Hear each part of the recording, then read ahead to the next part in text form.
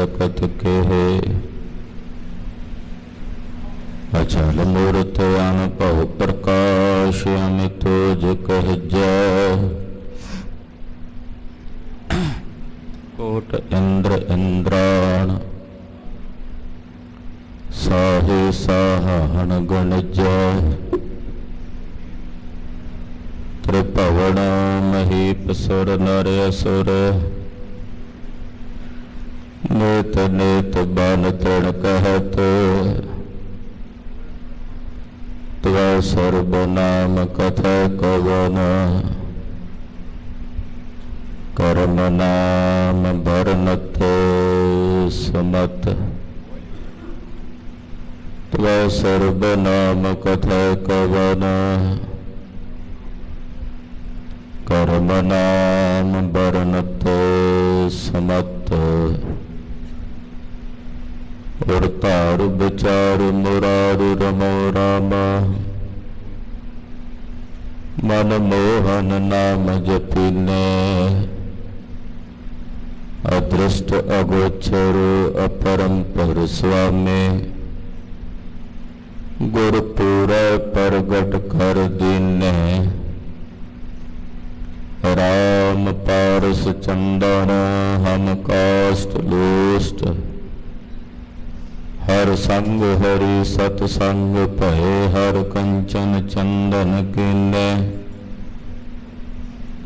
नव छे खट बोलह मुख आगर। मेरा हर प्रभ इव न पतीने। जन नानक हर हृदय सद ध्यावो। त्यों हर प्रभ मेरा भीने। जन नानक हर हृदय सद ध्यावो। त्यों हर प्रभ मेरा भीने। हम अवगुण भरे एक। अमृत छाड़ बिख बिख। माया मोह परम पै फूले सुत दारा श्याम। एक उत्तम पंथ सुर्यो गुर संगत तिह मिलंत जम त्रास मिटाई। एक अरदास पाठ कीरत की। गुर रामदास राखो। सो कहो टल गुर सेविया। अहनस सहज। दर्शन परसया गुरु का। जन्म मरण दुख। होवै सिफत खसमंद। नूर अरसह कुरसह। तुद डठे सच्चे पातशाह। मल जन्म जन्म दी कटिया। सज्जन सच्चा पातशाहो। सिर साहा साहो। जिस पास बैठया सोहिया। सबना दा विसाहो। सतनाम श्री वाहेगुरु साहिब जी। बिलावल महला पंजवा। बिना हर कामना आवत है। जा सो राच माच तुम लागे। ओहो मोहनी मोहावत है। बिना हर कामना आवत है। जासो राच माच तुम लागे। ओहो मोहनी मोहावत है। रहाओ कनक कामनी सेज सोहनी। छोड़ खिया मह जावत है, उरज रहो इंद्री रास प्रेरो, विख्या ठगौरी खावत है। तृण को मंदर साज सवारियो, पावक तला जरावत है। ऐसे गढ़ मह ऐठ हठिलो, फूल फूल क्या पावत है। पंच दूत मूड पर ठाडे, केस गहे फेरावत है। दृष्ट न आवह अंध अज्ञानी, सोए रहे मद मावत है। जाल पसार चोग विसथारी, पंखी जो फहावत है। कहो नानक बंधन काटन को, मैं सतगुर पुरख त्यावत है। जाल पसार चोग विसथारी, पंखी जो फहावत है। कहो नानक बंधन काटन को, मैं सतगुर पुरख त्यावत है। वाहिगुरु जी का खालसा, वाहिगुरु जी की फतेह। परम सन्मान ते सत्कारयोग गुरु की साजी और नवाजी हुई गुरु का खास रूप गुरु खालसा साध संगत जीओ, वड्डिया भागां वाले हो। अमृत वेले तो सतगुरु नौवें पातशाह धन गुरु तेग बहादुर साहब जी दे पवित्र पावन चरण छो प्राप्त इतिहासक स्थान ते हाजरियां भर के श्री गुरु ग्रंथ साहिब जी महाराज जी दे दर्शन दिदारे परस रहे हो। दर्शन परसिया गुरु का जन्म मरण दुख जाए, सतपुरां दे प्रतापी दर्शन हैं। जिन्हां दर्शनां दा ये प्रताप है, ये फल है कि जे पूर्ण समर्पित हो के कोई गुरसिख कोई माई पाई सतगुरु जी दे दर्शन परसदा, उहदे जन्म ते मरण वर्गे दुख भी दूर हो जाते हैं। आसा जी दी वार दे शब्द कीर्तन रागी ਸਿੰਘਾਂ ਦੀ रसना तो आप जी ने सरवण कीते हैं। हुक्मनामे की कथा सरवण करने लिए गुरु चरना चाप जी तत्पर हो के सावधान हो के जुड़ बैठे हो। आओ पंचम पातशाह धन गुरु अर्जन देव साहब जी के चरना नाल अपनियां सुरतियां बिरतियां जोड़िए, गुरुदेव के पावन सिर मुखवाक नूं रल मिल के विचारीए।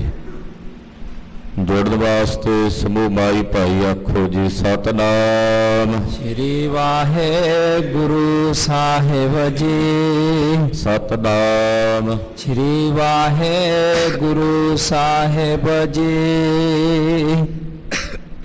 बिलावल महला पंजवा, बिना हार कामन आवत है। राग बिलावल है। पंचम पातशाह शहीदां दे सरताज सतगुरु श्री गुरु अर्जन देव साहब जी महाराज जी का उचारण किया गया पवित्र पावन श्री मुखवाक शब्द है। बिना हरि तो कुछ भी काम नहीं आना। इस पावन पंक्ति दे ये अखरी अर्थ ने। बिन हर काम न आवत है, बिना हरि तो कुछ भी काम नहीं आना। जिथे भी लोड़ पैनी है हरि नहीं काम आना, परमेश्वर नहीं काम आना। जिथे हर आराध्य तिथे हर मित सहाय, ਉਹਦੇ बिना किसी ने नाल नहीं निभना। जह मात पिता सुत मीत न भाई, मन उहा नाम तेरा संग सहाय। ਉੱਥੇ केवल हरि नहीं बौड़ी करनियां, हरि नहीं नाल निभना। ਉਹਦੇ ਤੋਂ बिना किसी ने काम आउणा ही नहीं। ਹੁਣ कोई आखे ਸਾਡੇ ਤਾਂ बड़े लोग काम आउंदे आ, मेरे मित्र काम आउंदे आ, मेरे भरा मेरे संबंधी एक आवाज मारीए आ जाते ने काम। जे परमेश्वर की सवली निगाह होवे तो वो सारे आ जाते हैं, उस करके आउंदे है। ते जे उहदी सवली निगाह नहीं है तो फिर बिल्कुल नाल दे जम्मे भी साथ नहीं निभदे, वो भी काम नहीं आउंदे। ਅਸੀਂ रोज़मर्रा की जिंदगी विच विचरदे हां, सानू बहुत सारियां घटनावां वेखण नूं मिलदियां, पर ਅਸੀਂ उस घटनावां तो सेध लैण दा यतन नहीं करते।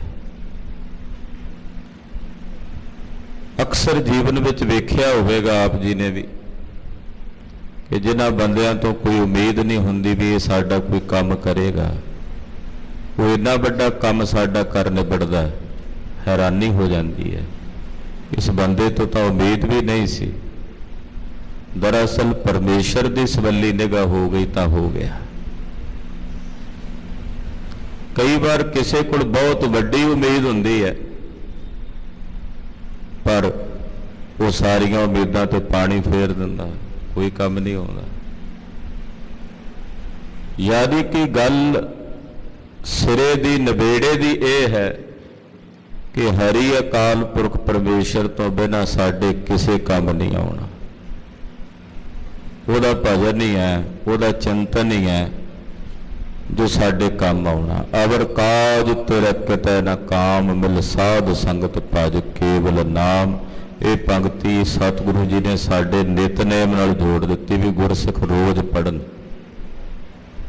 ये साडे नितनेम नाल जोड़ी।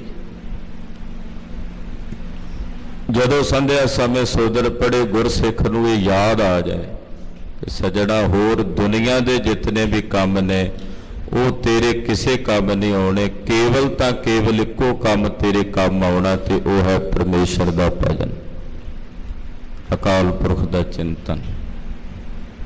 तो गुरुदेव कहते बिन हर काम न आवत है, बिना हरि वाहिगुरु परमेश्वर तो तेरे किसी ने काम नहीं आना। वह भजन ही है जो तेरे काम आना है। जासो राच माच तुम लागे, ओहो मोहनी मोहावत है। बादशाह कहते जिहड़ी मोहनी माया है जिहदे विच तू रचिया मचिया होया, राच माच का मतलब हुंदा भी विचे ही मिलिया होया। इन्ना ज़्यादा रच मच गया कि तेनू हुण यह भी बोध नहीं रहा कि मैं माया विच रच मच गया, उहदे विच ही एकमेक हो गया। उरे माया इन्नी मोहनी है कि तेनू हर वेले मोही रखदी है, ये समोहित करदी, चंगे भले जीव नू समोहित कर लैंदी। परमार्थ के रस्ते ते तुरिया जांदा मनुख अचानक इहदी गिरफ्त विच आ जांदा, सीधा तुरदा तुरदा अचानक सज्जे खब्बे मुड़ जांदा। ये माया इन्नी मोहनी है कि जीव नूं मोह लैंदी है। और इहदे च रचिया मचिया होया मनुख ये जानदा ही नहीं कि माया मैनूं मोह रही है, कि मैं ठगिया जा रहा। ठगे जान दे बावजूद भी इनू ये बोध नहीं हुंदा कि मैं ठगिया जा रहा और माया मैनू ठग रही। ਬਹੁਤ ਵਰਤਾਰਾ ਇਹ ਮਾਇਆ ਦਾ ਸੂਖਸ਼ਮ ਰੂਪ ਵਿੱਚ ਸੰਸਾਰ 'ਚ ਵਰਤ ਰਿਹਾ। ਤੋ ਪਾਤਸ਼ਾਹ ਕਹਿੰਦੇ ਜਿਹਦੇ ਨਾਲ ਤੂੰ ਰਚਿਆ ਮਚਿਆ ਹੋਇਆ, ਜਿਹਦੇ ਵਿੱਚ ਤੂੰ ਲੱਗਾ ਹੋਇਆ, ਇਹ ਮੋਹਣੀ ਮਾਇਆ ਹੈ ਜੋ ਸਾਰੇ ਜਗਤ ਨੂੰ ਮੋਹ ਰਹੀ ਤੇ ਤੈਨੂੰ ਵੀ ਮੋਹ ਰਹੀ ਹੈ।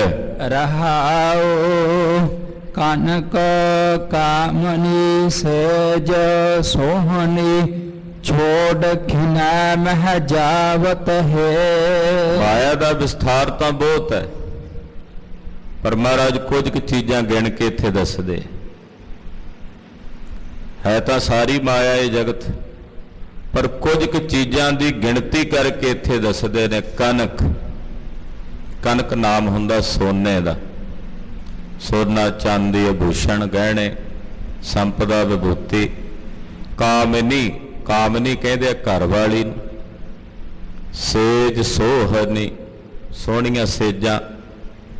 ਪਾਤਸ਼ਾਹ ਕਹਿੰਦੇ ਜਦੋਂ ਜਾਂਦਾ ਹੈ ਇਹਨਾਂ ਸਾਰਿਆਂ ਨੂੰ ਛੱਡ ਕੇ ਇੱਕ ਖਿੰਨ 'ਚ ਚਲਿਆ ਜਾਂਦਾ।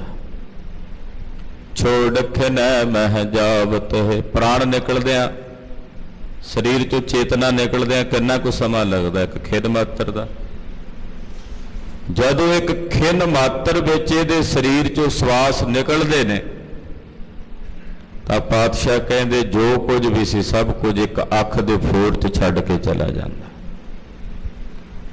ਜਿਨ੍ਹਾਂ ਨੂੰ ਕਹਿੰਦਾ ਵੀ ਇਹਨਾਂ ਬਿਨਾਂ ਮੇਰਾ ਸਰਦਾ ਨਹੀਂ, ਸਾਰੀ ਜ਼ਿੰਦਗੀ ਜਿਨ੍ਹਾਂ ਦੇ ਪਿੱਛੇ ਦੌੜ ਭੱਜ ਕਰਦਿਆਂ ਬਤੀਤ ਕਰ ਦਿੱਤੀ,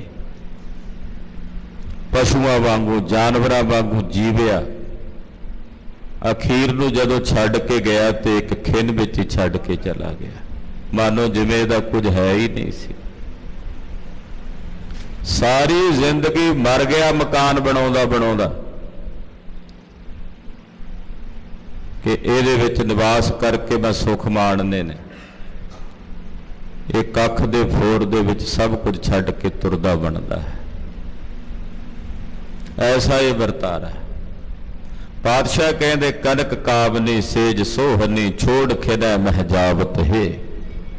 ਸੋਨਾ ਚਾਂਦੀ, ਇਸਤਰੀ, ਸੋਹਣੀਆਂ ਸੇਜਾਂ, ਇਹ ਜੋ ਕੁਝ ਵੀ ਹੈ ਪਾਤਸ਼ਾਹ ਕਹਿੰਦੇ ਕਿ ਖਿੰਨ ਦੇ ਵਿੱਚ ਛੱਡ ਕੇ ਚਲਾ ਜਾਂਦਾ ਹੈ। ਔਰਜ ਰਹਿਓ ਇੰਦਰੀ ਰਸ ਪ੍ਰੇਰਿਓ ਵਿਖੈ ਠਗੌਰੀ ਖਾਵਤ ਹੈ। ਇੰਦਰੀਆਂ ਦੇ ਰਸਾਂ ਦਾ ਇਹੋ ਜਿਹਾ ਪ੍ਰੇਰਿਆ ਹੋਇਆ ਇਹ ਮਨੁੱਖ ਕਿ ਉਹਨਾਂ 'ਚ ਉਲਝਿਆ ਰਹਿੰਦਾ ਹੈ। ਇੰਦਰੀਆਂ ਦਾ ਰਸ,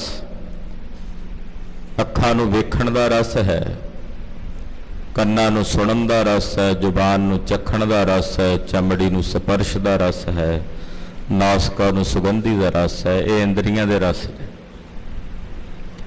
ਇੰਦਰੀਆਂ ਦੇ ਇਹਨਾਂ ਰਸਾਂ ਦੇ ਵਿੱਚ ਉਲਝਿਆ ਹੋਇਆ ਮਨੁੱਖ, ਇਉਂ ਕਹਿ ਲੋ ਕਿ ਮਾਇਆ ਨੇ ਇਹ ਠਗੌਰੀ ਬੂਟੀ ਹੈ। ਪੁਰਾਣੇ ਸਮਿਆਂ 'ਚ ਜਿਹੜੇ ਠੱਗ ਲੋਕ ਹੁੰਦੇ, ਲੋਕਾਂ ਨੂੰ ਠੱਗਣ ਵਾਲੇ, ਉਹ ਧਤੂਰਾ ਜਾਂ ਇੱਦਾਂ ਦੀਆਂ ਨਸ਼ੀਲੀਆਂ ਚੀਜ਼ਾਂ ਖਵਾ ਕੇ ਤੇ ਬੰਦੇ ਨੂੰ ਲੁੱਟ ਲੈਂਦੇ ਸੀ, ਸਾਰਾ ਕੁਝ ਖੋਹ ਲੈਂਦੇ ਸੀ। ਜਦੋਂ ਅੱਖਾਂ ਖੋਲਦਾ ਤੇ ਸਵੇਰੇ ਤਨ ਤੇ ਕੱਪੜੇ ਤੱਕ ਵੀ ਨਹੀਂ ਸੀ ਹੁੰਦੇ, ਸਭ ਕੁਝ ਖੋਹ ਕੇ ਲੈ ਜਾਂਦੇ ਸੀ। ਮਹਾਰਾਜ ਜੀ ਕਹਿੰਦੇ ਭਾਈ ਇਹ ਜਿਹੜੀ ਮਾਇਆ ਹੈ, ਮਾਇਆ ਦੇ ਜਿੰਨੇ ਵੀ ਵਿਸ਼ੇ ਵਿਕਾਰ ਨੇ, ਇਹ ਸਾਰੇ ਵਿਸ਼ੇ ਜੋ ਇੰਦਰੀਆਂ ਦੇ ਵਿਸ਼ੇ ਨੇ, ਇਹ ਦਰਅਸਲ ਉਹੀ ਠਗੌਰੀ ਬੂਟੀ ਹੈ ਜੋ ਮਾਇਆ ਇਸ ਮਨੁੱਖ ਨੂੰ ਸੰਘਾ ਕੇ ਇਹਦਾ ਸਭ ਕੁਝ ਖੋਈ ਜਾ ਰਹੀ। ਵਿਸ਼ੇ ਰਸਾਂ ਤੋਂ ਇਲਾਵਾ ਇਹਨੂੰ ਕੁਝ ਹੋਰ ਸੁਝਦਾ ਹੀ ਨਹੀਂ। ਕੇਵਲ ਵਿਸ਼ੇ ਰਸਾਂ ਵਿੱਚ ਹੀ ਸੁਰਤ ਲੱਗੀ ਹੋਈ ਆ, ਉਲਝਿਆ ਹੋਇਆ। ਉਹਨਾਂ ਵਿਸ਼ਿਆਂ ਤੋਂ ਬਿਨਾਂ ਹੋਰ ਕੁਝ ਸੁਝਦਾ ਹੀ ਨਹੀਂ। ਜਿਵੇਂ ਗੰਦ ਦੇ ਢੇਰ ਤੇ ਗਏ ਸੂਰ ਨੂੰ ਗੰਦਗੀ ਖਾਣ ਤੋਂ ਇਲਾਵਾ ਕੁਝ ਹੋਰ ਨਹੀਂ ਸੁਝਦਾ, ਉਹੀ ਇਸ ਮਨੁੱਖ ਦੀ ਦਸ਼ਾ ਹੋਈ ਪਈ ਹੈ। ਵਿਸ਼ਿਆਂ ਤੇ ਵਿਕਾਰਾਂ ਤੋਂ ਬਿਨਾਂ ਇਹਨੂੰ ਕੁਝ ਹੋਰ ਸੁਝਦਾ ਹੀ ਨਹੀਂ। ਕਿਉਂ? ਮਾਇਆ ਨੇ ਠੱਗ ਲਿਆ। ਵਿਸ਼ਿਆਂ ਦੀ ਉਹੋ ਜਿਹੀ ਠਗੌਰੀ ਬੂਟੀ ਇਹਨੂੰ ਸੁੰਘਾ ਦਿੱਤੀ ਹੈ ਕਿ ਇਹ ਆਪਣੇ ਸਾਰੇ ਸ਼ੁਭ ਗੁਣ ਆਪਣੇ ਅੰਦਰੋਂ ਗਵਾ ਰਿਹਾ ਹੈ।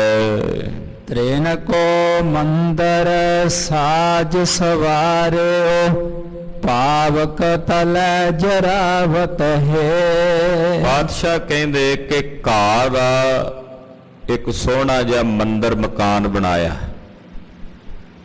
ਖਸ ਦੀਆਂ ਟਾਟੀਆਂ ਲਾ ਕੇ ਘਾਹ ਦੀ ਇੱਕ ਝੁੱਗੀ ਤਿਆਰ ਕੀਤੀ, ਇੱਕ ਘਰ ਬਣਾਇਆ, ਘਾਹ ਦਾ ਘਰ ਬਣਾਇਆ ਤੇ ਥੱਲੇ ਅੱਗ ਬਾਲ ਦਿੱਤੀ। ਦੱਸੋ ਹੁਣ ਉਸ ਘਰ ਦੀ ਕਿੰਨੇ ਕੁ ਚਿਰ ਦੀ ਹਸਤੀ ਹੈ, ਕਿੰਨੇ ਕੁ ਚਿਰ ਦਾ ਵਜੂਦ ਹੈ। ਘਾਹ ਦਾ ਘਰ ਬਣਾਇਆ ਹੋਵੇ, ਸੁੱਕੇ ਘਾਹ ਦਾ, ਜਿਹਨੂੰ ਅੱਗ ਦੂਰੋਂ ਹੀ ਵੇਖ ਕੇ ਅੱਗ ਨੂੰ ਜਿਹੜਾ ਅੱਗ ਫੜ ਲੈਂਦਾ, ਸੁੱਕਾ ਘਾਹ, ਉਹਦਾ ਬਣਿਆ ਹੋਵੇ ਘਰ, ਉਹਦੇ ਥੱਲੇ ਅੱਗ ਬਾਲਵੇ ਤੇ ਫਿਰ ਕਹੇ ਵੀ ਮੈਂ ਇਹਦੇ 'ਚ ਵਸਣਾ, ਇਹਦੇ 'ਚ ਸੁੱਖ ਮਾਣਨਾ, ਕਿਤੇ ਸੁੱਖ ਹੋਵੇਗਾ ਉਹਦੇ 'ਚ? ਉਹ ਤਾਂ ਵੇਖਦਿਆਂ ਵੇਖਦਿਆਂ ਸੜ ਕੇ ਸੁਆਹ ਹੋ ਜਾਣਾ। ਇਨ ਬਿਨ ਇਸ ਮਨੁੱਖ ਦੀ ਇਹ ਦਸ਼ਾ ਹੈ, ਇਹ ਕਾਇਆ, ਇਹ ਸਰੀਰ ਕੇਵਲ ਕੱਖਾਂ ਦਾ ਹੀ ਘਰ ਹੈ, ਤ੍ਰਿਣ ਦਾ ਹੀ ਘਰ ਹੈ, ਔਰ ਇਹਦੇ ਵਿੱਚ ਇਹਨੇ ਵਿਸ਼ੇ ਵਿਕਾਰਾਂ ਦੀ ਅੱਗ ਬਾਲੀ ਹੋਈ ਹੈ। ਦੱਸੋ ਇਹਦੇ ਵਿੱਚ ਕਿੱਥੇ ਸੁੱਖ, ਕਿੱਥੇ ਸਕੂਨ, ਕਿੱਥੇ ਆਨੰਦ?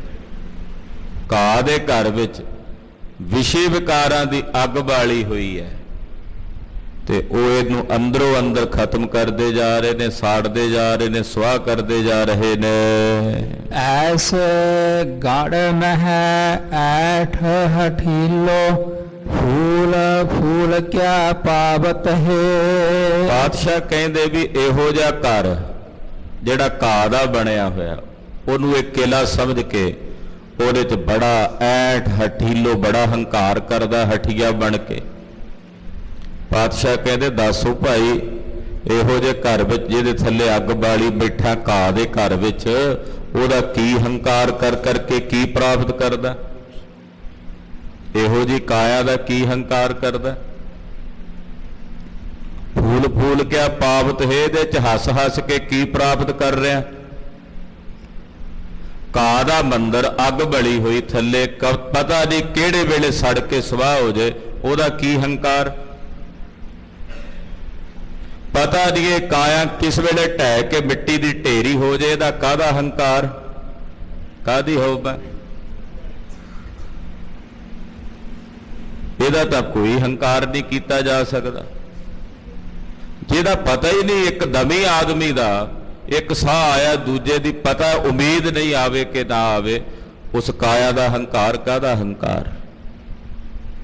ਪਾਤਸ਼ਾਹ ਕਹਿੰਦੇ ਆਪਣੇ ਹਿਰਦੇ ਚੋਂ ਤਨ ਅਭਿਮਾਨ ਛੱਡ ਦੇ, ਕਾਇਆ ਦੇ ਇਸ ਹੰਕਾਰ ਦੀ ਨਿਰਵਿਰਤੀ ਕਰ ਦੇ। ਪੰਚ ਦੂਤ ਮੂਡ ਪਰ ਠੱਡ, ਕੇਸ ਗਹੇ ਫਿਰਾਵਤ ਹੈ। ਪਾਤਸ਼ਾਹ ਕਹਿੰਦੇ ਪੰਜ ਚੋਰ, ਕਾਮ, ਕ੍ਰੋਧ, ਲੋਭ, ਮੋਹ, ਹੰਕਾਰ ਤੇਰੇ ਸਿਰ ਤੇ ਖੜੇ ਨੇ, ਕੇਸ ਫੜੇ ਹੋਏ ਨੇ। ਕਦੇ ਕਾਮ ਖਿੱਚਦਾ, ਕਦੇ ਕ੍ਰੋਧ ਖਿੱਚ ਕੇ ਲੈ ਜਾਂਦਾ, ਕਦੇ ਲੋਭ ਖਿੱਚਦਾ, ਕਦੇ ਮੋਹ, ਕਦੇ ਹੰਕਾਰ। ਇੱਥੇ ਕਿਹੜੇ ਕੇਸਾਂ ਦੀ ਗੱਲ ਹੋ ਰਹੀ? ਇੱਥੇ ਕੇਸ ਨੇ ਸਾਡੇ ਮਨ ਦੇ ਫੁਰਨੇ ਕਫੁਰਨੇ, ਮਨ ਰੂਪੀ ਕੇਸਾਂ ਨੂੰ ਪਕੜਦੇ ਨੇ ਵਿਕਾਰ, ਜਿੱਧਰ ਉਹਨਾਂ ਦਾ ਚਿੱਤ ਕਰਦਾ ਖਿੱਚ ਲੈਂਦੇ।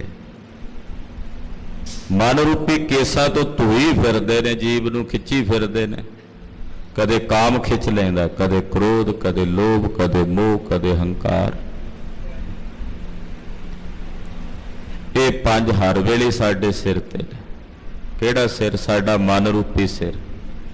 ਉਹਦੇ ਕੇਸ ਜਿੰਨੇ ਫੁਰਨੇ ਕਫੁਰਨੇ, ਸੰਕਲਪ ਵਿਕਲਪ ਨੇ, ਇਹ ਸਭ ਸਾਡੇ ਮਨ ਰੂਪੀ ਸਿਰ ਦੇ ਕੇਸ ਨੇ, ਜੋ ਇਹਨਾਂ ਵਿਕਾਰਾਂ ਨੇ ਪਕੜੇ ਹੋਏ ਨੇ। ਔਰ ਇਹ ਪੰਜੇ ਵਿਕਾਰ ਆਪਣੀ ਮਰਜ਼ੀ ਨਾਲ ਖਿੱਚਦੇ ਫਿਰਦੇ ਹਨ। ਦ੍ਰਿਸ਼ਟ ਨ ਆਵਹਿ ਅੰਧ ਅਗਿਆਨੀ, ਸੋਏ ਰਹਿਓ ਮਧਮਾਵਤ ਹੈ। ਪਾਤਸ਼ਾਹ ਕਹਿੰਦੇ ਇਹੋ ਜਿਹਾ ਅੰਨਾ ਤੇ ਅਗਿਆਨੀ ਹੈ ਜੀਵ, ਇਹਨੂੰ ਸੁਝਦਾ ਨਹੀਂ, ਮਾਇਆ ਦੇ ਨਸ਼ੇ ਵਿੱਚ ਮਸਤ ਹੋਇਆ ਸੁੱਤਾ ਹੀ ਰਹਿੰਦਾ। ਸੋਏ ਰਹੋ ਮਦਮਾਵਤ ਹੈ, ਮਾਇਆ ਦੇ ਨਸ਼ੇ ਵਿੱਚ ਮਸਤ ਹੋਇਆ, ਇਹ ਅਗਿਆਨਤਾ ਤੇ ਅਵਿਦਿਆ ਦੀ ਨਿੰਦਰਾ ਵਿੱਚ ਸੁੱਤਾ ਹੀ ਰਹਿੰਦਾ ਹੈ। ਜਾਲ ਪਸਾਰ ਚੋਗ ਵਿਸਥਾਰੀ, ਪੰਖੀ ਜੋ ਫਾਹਾਵਤ ਹੈ। ਬਾਵਰੇ ਹੁੰਦੇ ਆ ਜਿਹੜੇ ਪੰਛੀ ਫੜਦੇ, ਉਹਨਾਂ ਨੂੰ ਬਾਵਰੇ ਕਹਿੰਦੇ। ਉਹ ਪੰਛੀ ਫੜਨ ਵੇਲੇ ਕੀ ਕਰਦੇ ਐ, ਚੋਗਾ ਪਾ ਕੇ ਤੇ ਜਾਲ ਖਿਲਾਰ ਦਿੰਦੇ ਐ, ਚੋਗਾ ਚੁਗਣ ਆਉਂਦੇ ਪੰਛੀ ਤੇ ਉਸ ਜਾਲ 'ਚ ਫਸ ਜਾਂਦੇ। ਉਹਦਾ ਪੰਛੀਆਂ ਨੂੰ ਕਾਬੂ ਕਰਕੇ ਪਿੰਜਰਿਆਂ 'ਚ ਡੱਕ ਲੈਂਦੇ। ਪਾਤਸ਼ਾਹ ਕਹਿੰਦੇ ਜਿਹੜੀ ਮਾਇਆ ਹੈ ਨਾ, ਇਹ ਬਾਵਰੀ ਹੈ, ਇਹਨੇ ਜਾਲ ਦਾ ਵਿਸਥਾਰ ਕੀਤਾ ਹੋਇਆ ਹੈ। ਇਹ ਆਪਣਾ ਸਾਰੇ ਜਗਤ ਵਿੱਚ, ਸੰਸਾਰ 'ਚ ਇਹਨੇ ਜਾਲ ਪਾਇਆ ਹੋਇਆ। ਜਿੰਨੇ ਪਦਾਰਥ ਨੇ ਉਹਨਾਂ ਪਦਾਰਥਾਂ ਦਾ ਵਿੱਚ ਚੋਗਾ ਪਾਇਆ ਹੋਇਆ।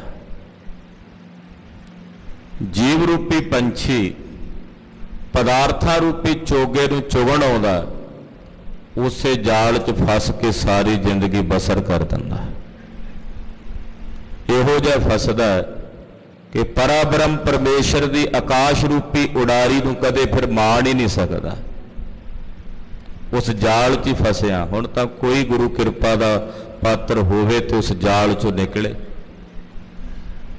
ਜਿਹਦੇ ਤੇ ਗੁਰੂ ਦਇਆ ਕਰੇ, ਗੁਰੂ ਬੌੜੀ ਕਰੇ, ਤਾਂ ਉਸ ਜਾਲ 'ਚੋਂ ਨਿਕਲ ਸਕਦਾ।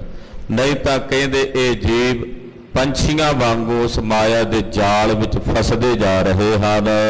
ਕਹੋ ਨਾਨਕ ਬੰਧਨ ਕਾਟਨ ਕੋ, ਮੈਂ ਸਤਿਗੁਰ ਪੁਰਖ ਧਿਆਵਤ ਹੈ। ਅਖੀਰਲੀ ਪੰਕਤੀ 'ਚ ਪੰਚਮ ਪਾਤਸ਼ਾਹ ਜੀ ਫਰਮਾਉਂਦੇ ਨੇ, ਕਹਿੰਦੇ ਜਾਲ ਦੇ ਬੰਧਨ ਵਿੱਚ ਅਸੀਂ ਪਏ ਹੋਏ ਹਾਂ। ਆਪਣੇ ਬੰਧਨਾਂ ਨੂੰ ਕੱਟਣ ਵਾਸਤੇ ਕਿ ਅਸੀਂ ਇਹਨਾਂ ਬੰਧਨਾਂ ਤੋਂ ਮੁਕਤ ਹੋ ਜਾਈਏ, ਮੈਂ ਆਪਣੇ ਸਤਿਗੁਰੂ ਪੁਰਖ ਮਹਾਂਪੁਰਖ ਗੁਰਦੇਵ ਨੂੰ ਧਿਆਉਂਦਾ ਹਾਂ ਕਿ ਮੈਂ ਇਸ ਬੰਧਨ ਤੋਂ ਮੁਕਤ ਹੋ ਜਾਵਾਂ। ਹੇ ਭਾਈ, ਜੇ ਤੁਸੀਂ ਵੀ ਇਹਨਾਂ ਬੰਧਨਾਂ ਤੋਂ ਮੁਕਤ ਹੋਣਾ ਚਾਹੁੰਦੇ ਹੋ ਤਾਂ ਫਿਰ ਸਤਿਗੁਰੂ ਪੁਰਖ ਨੂੰ ਧਿਆਵੋ। ਸਤਿਨਾਮ ਵਾਹਿਗੁਰੂ, ਸਤਿਨਾਮ ਵਾਹਿਗੁਰੂ, ਸਤਿਨਾਮ ਵਾਹਿਗੁਰੂ, ਸਤਿਨਾਮ ਵਾਹਿਗੁਰੂ, ਸਤਿਨਾਮ ਵਾਹਿਗੁਰੂ, ਸਤਿਨਾਮ ਵਾਹਿਗੁਰੂ, ਸਤਿਨਾਮ ਵਾਹਿਗੁਰੂ, ਸਤਿਨਾਮ ਵਾਹਿਗੁਰੂ। ਪਾਤਸ਼ਾਹ ਕਹਿੰਦੇ ਬੰਧਨਾਂ ਤੋਂ ਮੁਕਤ ਹੋਣ ਲਈ ਮੈਂ ਆਪਣੇ ਸਤਿਗੁਰੂ ਪੁਰਖ ਨੂੰ ਧਿਆਉਂਦਾ ਹਾਂ, ਆਪਣੇ ਸਤਿਗੁਰੂ ਪੁਰਖ ਦੀ ਆਰਾਧਨਾ ਕਰਦਾ ਹਾਂ। ਹੇ ਭਾਈ, ਤੁਸੀਂ ਵੀ ਉਹਦੀ ਆਰਾਧਨਾ ਕਰੋ ਜੇ ਬੰਧਨਾਂ ਤੋਂ ਮੁਕਤ ਹੋਣਾ।